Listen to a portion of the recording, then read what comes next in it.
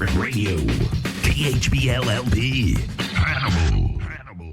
Good evening, Pirate fans. Welcome to this edition of This Week in Hannibal Pirates Football, live from Frozen Sippy's 108 North Main Street in downtown Hannibal. This is Mark Dowell. I got my partner Joe Thomas sitting across from me. Hello. Hannibal head coach Jeff Geschwinder is our guest this evening, and we've got several of the players along with us as well. We're excited to be here and want to extend an invitation. You guys want to come down and find out what this is all about? This is our weekly excuse to come down and have a little pizza. Yeah, and, we got quite a few of the players in here too. Trying to figure out all the nicknames that we got for them here.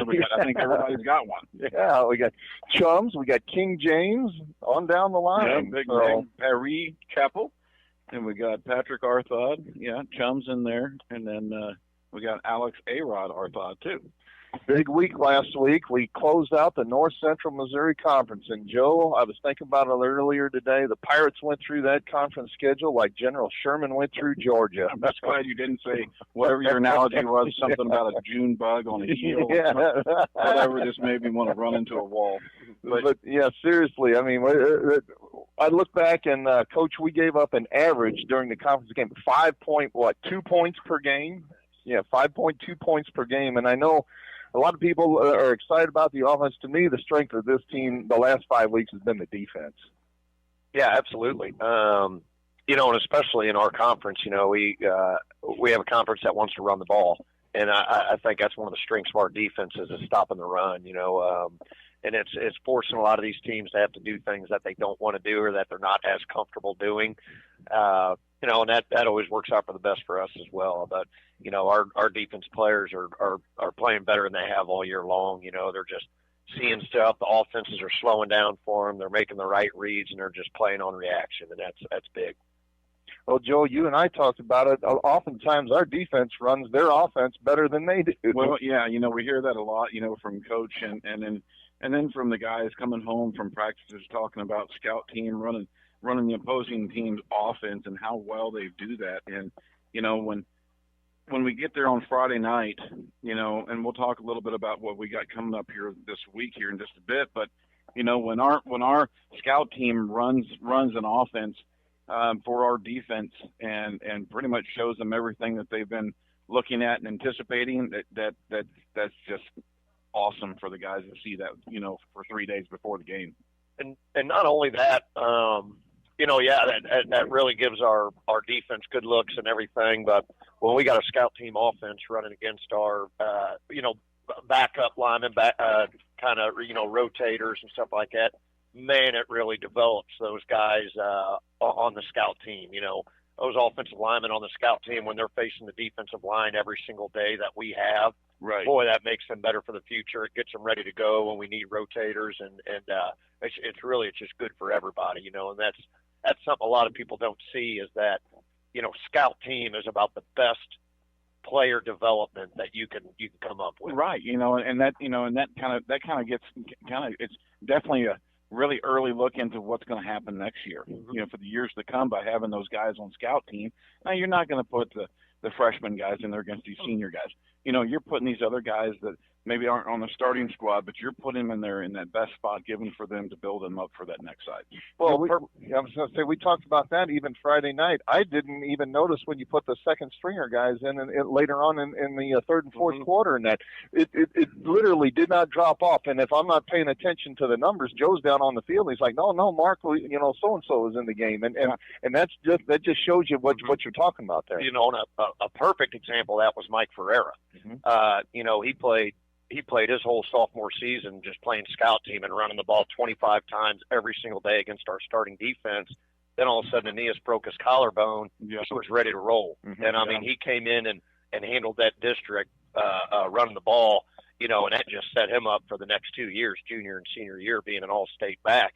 And it's all because of that sophomore year of playing against our starting defense that got him ready.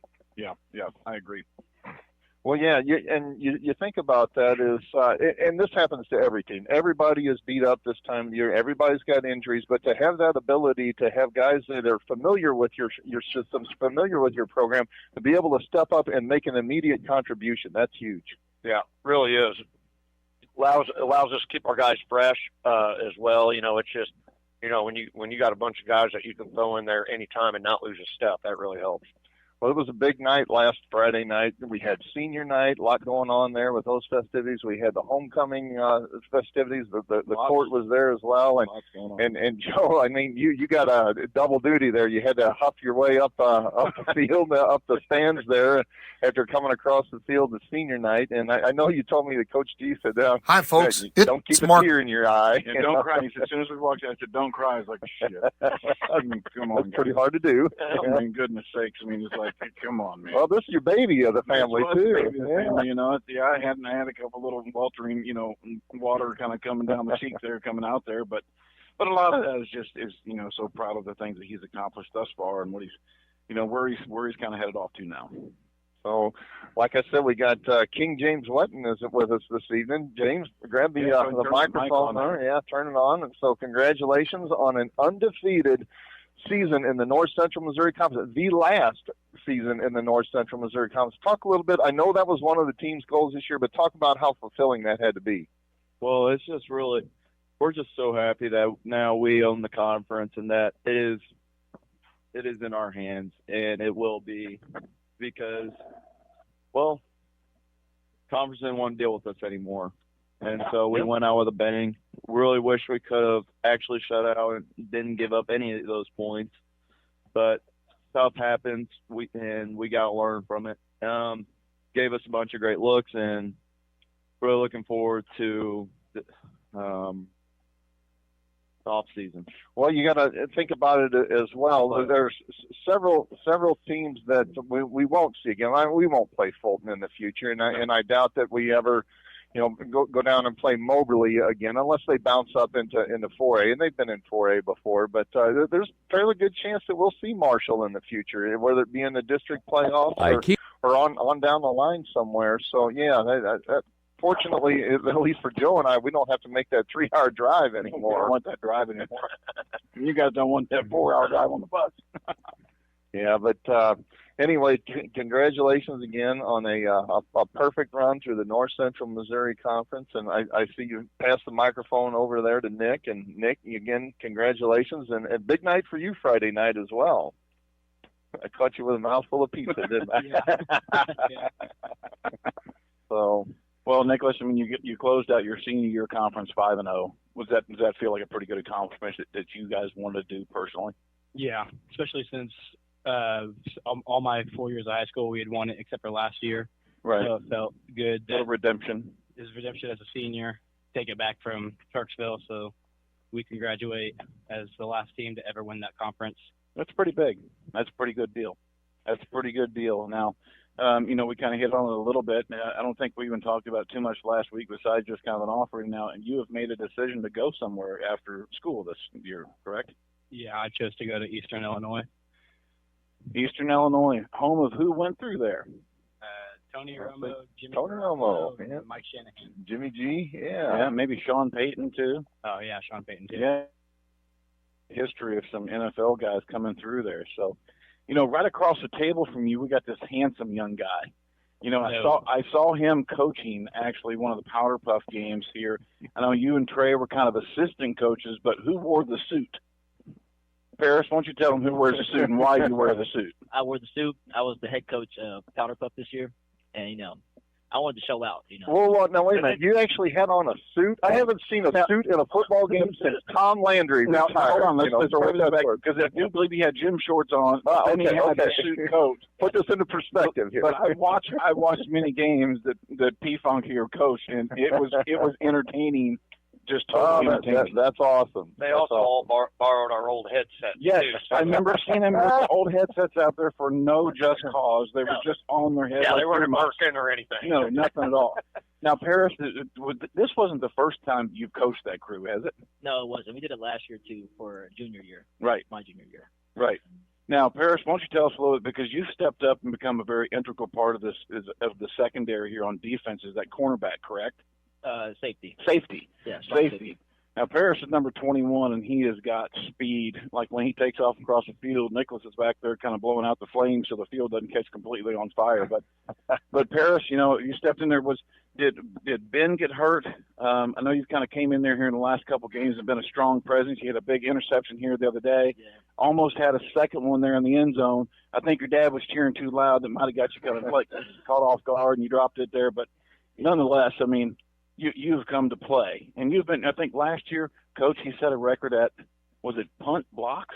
He blocked a lot of kicks last Yeah. year. He was our special team player of the year. He was made a lot of big plays for us last year. I turned momentum around. What was there, like 2 or 3 at like Marshall last year that you did? Three? There was 3 in total. It was 1 at Marshall that we scored off of. Yeah, 1 off Marshall that was scored off. That's right. Right. But Paris has been he, and it's kind of like James Wetton here. Paris, he kind of went through the trenches there on that special teams on kickoff return and getting down the field and making plays on the other team there to kind of earn his way into the trenches, into that starting lineup. But man, we're excited to have you here and excited to see what you're doing out there because you're playing all out. So now I got a real important question. Did the girls bring home the W for you?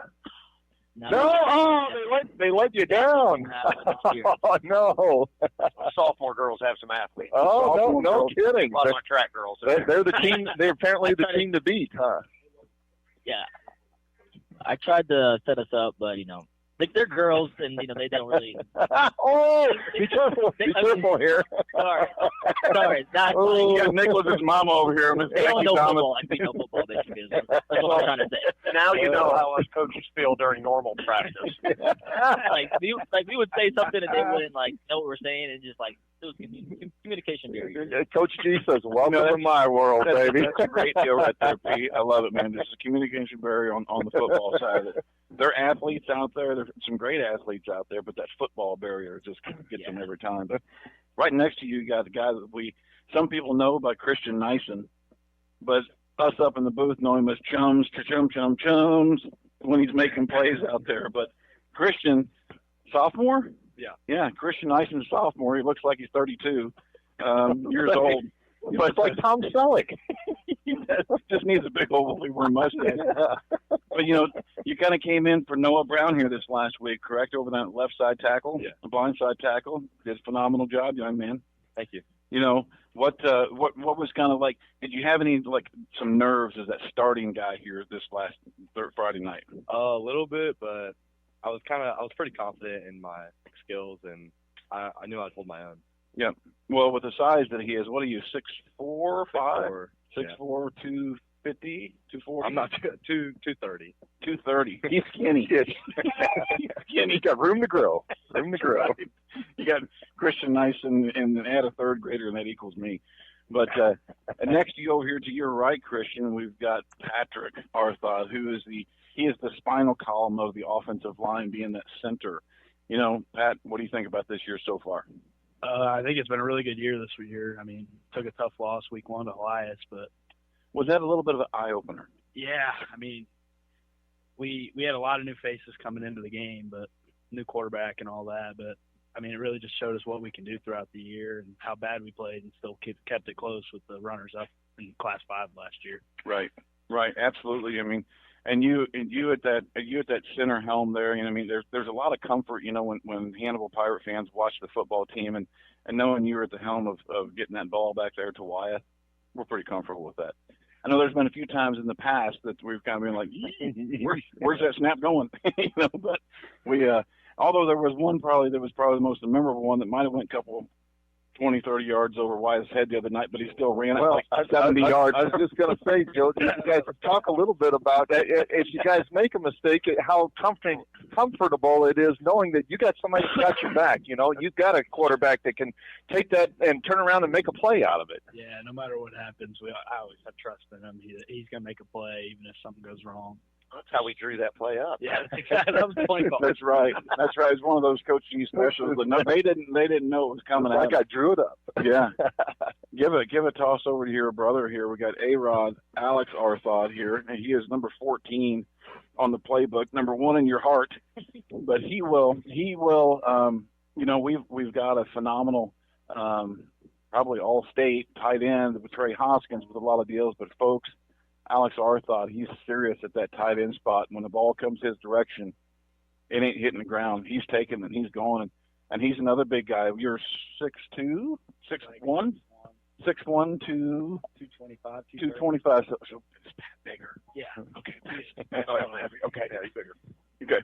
But Alex gets down the field, runs a nice clean route there, and then on defense, linebacker. Yeah. Linebacker. You know, he's always out there on both sides of the ball there. So he's putting in 110% effort out there. You know, and we got another set of twins. We got the Murphy twins out there, the Papa Murphy twins. You know, he's got the Arthod twins, and now the Murphy twins. Are there any 7th or 8th twins coming up, Coach? I mean, we do have some freshman twins. The Straubing kids are coming up.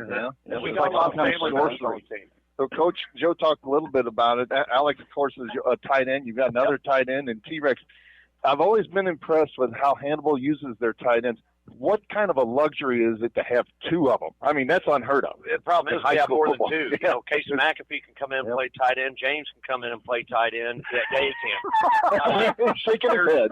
You know, we as long as you want me to block. We got some big athletic dudes that can do things with the ball in their hand, but more importantly, it's like having more linemen out there that are just flat mean and nasty and just really love the run blocking too. And boy, being able to have a bunch of those tight ends, you can really play around with formations and really dictate what the defense is going to do.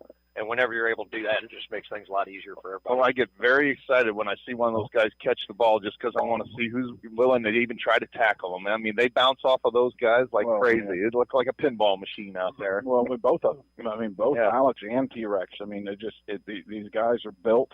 And, you know, get these guys in that second level and that secondary, and these guys try to come and hit them. Yeah, you so much to get a cornerback to hit him, he just bounces off. He just goes down. He goes down. You could definitely create some matchups with those guys. Exactly. But, you know, guys, we'll turn it back in for a break here. We're about 15 after 6. We're going to send it back to Danny here for a couple minutes, and then we'll come back and we'll talk with Coach Griswinder and the team here about our final home season, final season game here at Fort Zumwalt West. Down there at 3rd place here Friday night. But this is Joe Thomas and Mark Dow for KHBL 96.9 FM. Welcome back to Frozen Sippies, Pirate fans, for this edition of This Week in Hannibal Pirates Football. This is Mark Dow. Joe Thomas sitting across from me. We got a whole slew of Hannibal Pirate players with us. Hannibal head coach Jeff Geschwinder with us this evening as well. And we just talked about how we wrapped up the regular season conference schedule, and got one more game on the regular season, Joe, and that's next week. We head down to St. Charles to take on Fort Zumwalt West, the Jaguars. Now, it'll only be the 4th time that we've ever played the Jaguars. We have a 3-0 record against them, but they're a 6A school. 6A, it's going to be a big game for us, you know, and I think that. You know, we're here at this time of the year. I don't really see us kind of pulling any punches here, because I think whether we, you know, I don't want to even think about it, but if we even lost this game here to a Class 6 and Odessa wins against their Class 4, I mean, maybe we still maintain that top spot. I don't think G and the rest of the coaching staff probably want to put that in jeopardy to take us away from the top spot. You know, if we end up winning this game and we are number 1 in our district, we will end up playing the winner of Marshall Kirksville, while number 2 Odessa will be playing Mexico. And who? I'll look it up here. Mexico and Warrenton. Mexico Warrenton. Yeah, there you go. So I mean, obviously, the number 2 ranked team is going to have to deal with a little bit tougher. And honestly, I honestly could see Mexico beating Odessa. Oh yeah, that could certainly happen for sure. But yeah, like you said, next week is our last regular season game. There's been only one opponent that these two teams, Hannibal and Fort Zumwalt West, share in common, and that's Troy Buchanan. Yep. Both Fort Zumwalt West and Hannibal beat Troy Buchanan. Fort Zumwalt, I think, was 21-7, and then we beat them 54-26. A little bit different game going on there, but I know that according to Coach G, Fort Zumwalt West, they like to throw the ball around a little bit. They do like to throw that football around quite a bit. Their number 1 wide receiver, which I believe is going to be a commit to K-State, is a corner. I think he plays safety, is what Nicholas said. He's got 9 touchdown receptions right now. And then the next guy is a guy by the name of Dom Lawrence. He's got 5 touchdown receptions. And, you know, they're throwing the ball. They've thrown it over 200 and some odd times here this year. So one of you guys want to talk about what's it like to prepare for a team like that you know going in that they're going to target Dixon, and what do you got to do to shut him down? So take it, Paris.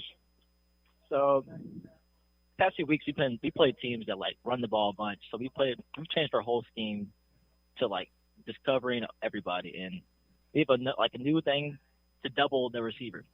So like it's really a play call for us because they throw hitches a lot, and so cutting off the short routes and the deep routes at the same time is something that's really crucial.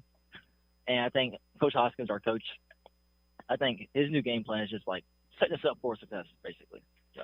Paris, I would like to know if, like, whenever the offensive's out there on the field, would you come in the booth and broadcast with us? I mean, that's about as clear a definition that you could possibly have. That was. Hey, Big P back at home, I know you got to be proud of that because Little P talks really good.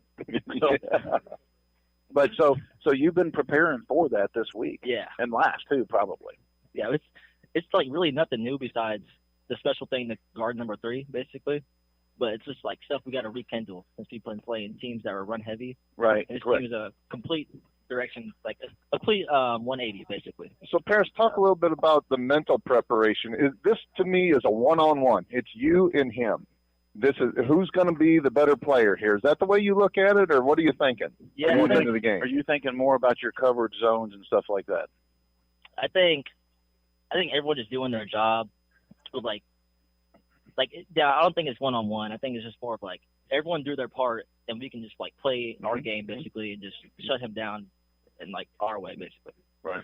So something tells me that James Wetton takes a little more personal than that.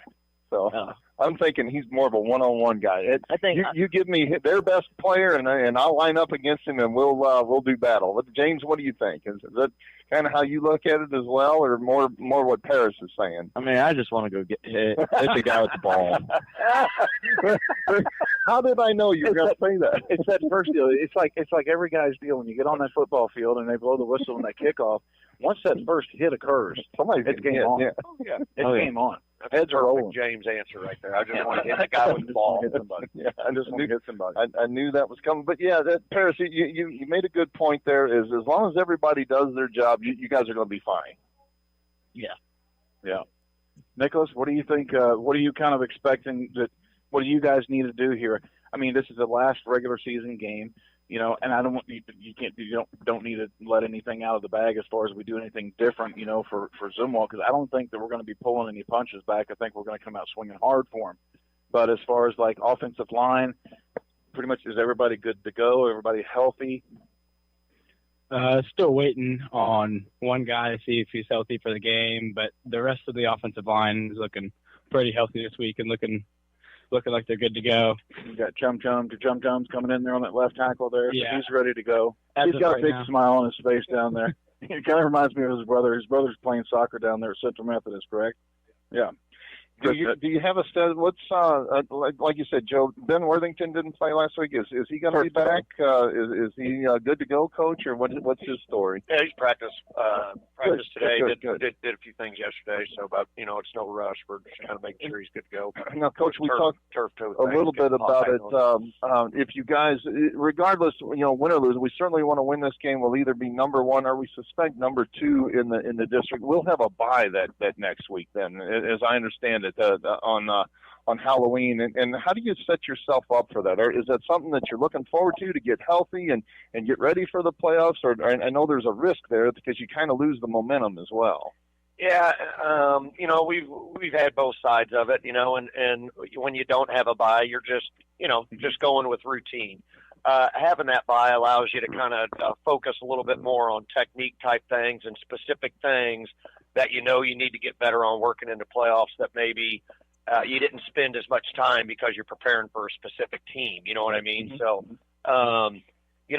looking forward to it for a fact of really just kind of going back and some of those things that we just, want to get more reps in and get better at, like double teaming and climbing and on up front and working some of our different pass coverages and some of our different defenses, just, get more reps there, get more comfortable with it's the main thing.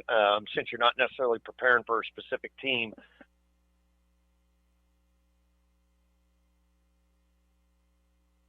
You can always spend more time on. Right. It looks like West Plains is kind of they're leading their district down there right now. But last year, what happened to them? They lost to Logan Rogersville. Yeah.